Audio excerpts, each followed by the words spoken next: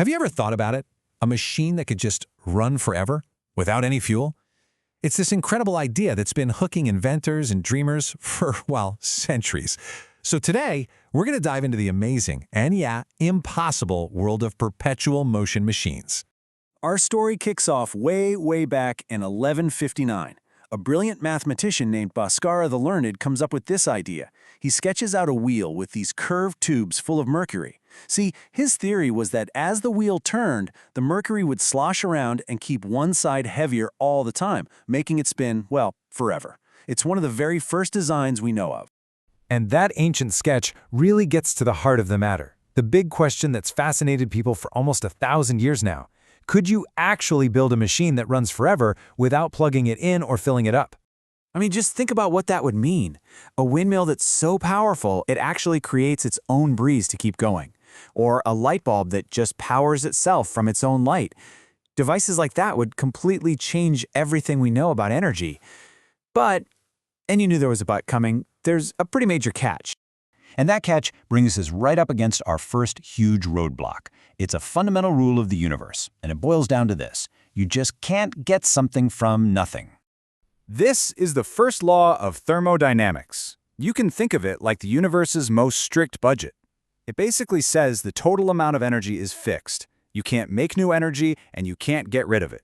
All you can do is change it from one form to another.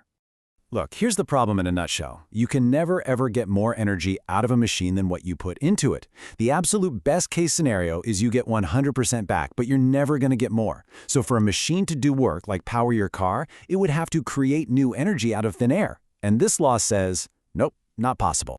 Okay, but what if you're not trying to power your house? What if you just want a machine that keeps itself going? Well, that hasn't stopped people from trying. So let's take a little tour of some of the most clever and ultimately doomed designs people have dreamed up. Let's start with the big one, the most famous idea, which is really just a spin on Bhaskara's original wheel. It's called the overbalanced wheel. The whole idea here is to use things like rolling balls or little swinging hammers to always keep one side of the wheel heavier than the other. And at first glance, the logic seems kind of solid, right? The weight shift making one side heavier, which should force the wheel to keep turning. But here's the sneaky flaw. While those weights are making one side heavier, they're also pulling the wheel's overall center of mass, its balancing point, down below the axle. So what happens? Well, instead of spinning forever, the wheel just kind of swings back and forth for a bit, like a pendulum on a clock. And then it just stops. The very physics the inventor was trying to use ends up working against them. Total fail. All right, so the wheel didn't work. But inventors are a stubborn bunch. In the 17th century, the famous scientist Robert Boyle came up with a totally different, really clever idea, a self-watering pot. Boyle's whole idea was based on something called capillary action. You've seen this before. It's the force that lets water climb up a paper towel, almost like it's defying gravity. He thought, maybe, just maybe, this force would be strong enough to pull water up a skinny tube and have it pour back into the bowl, creating a perfect, endless cycle. But here's the beautiful failure in this design. The exact same force that's strong enough to pull the water up the tube is also strong enough to just hold it there once it gets to the top. It prevents it from ever spilling over. It's a perfect scientific standoff. So close, but no cigar. So wheels didn't work, water didn't work. What else is there?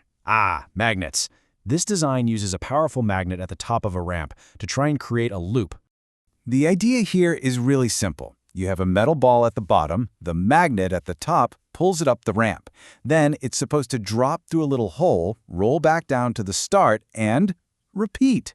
It seems like it could work, right? Except it doesn't. Think about it.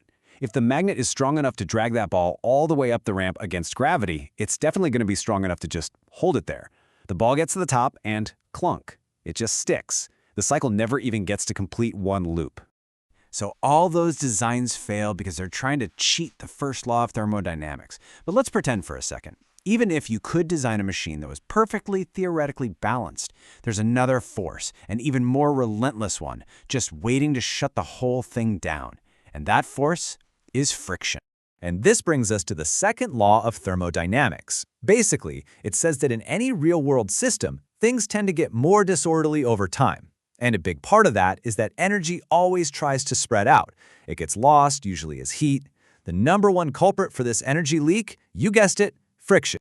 Let's just walk through this. It's so simple, but it's inescapable. Any machine with moving parts is going to create friction. That friction generates heat. That heat is literally energy escaping the system, just bleeding out into the air. As that energy is lost, the machine slows down, and eventually, it has to stop. There's just no way around it.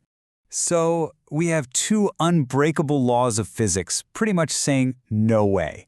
Is the dream of perpetual motion completely dead? Well, not exactly. In a way, it's the search itself that's so important. The truth is, we're always learning more about physics. The laws we know and trust work perfectly for the world we see around us, but scientists are always pushing the boundaries. Who knows? Maybe one day we'll discover some kind of exotic matter that plays by different rules. Or maybe on the super tiny quantum level, things work differently. For now, it's still a really tantalizing, open question. And that kind of leaves us with a final thought, doesn't it? A machine that runs forever might be impossible based on everything we know today.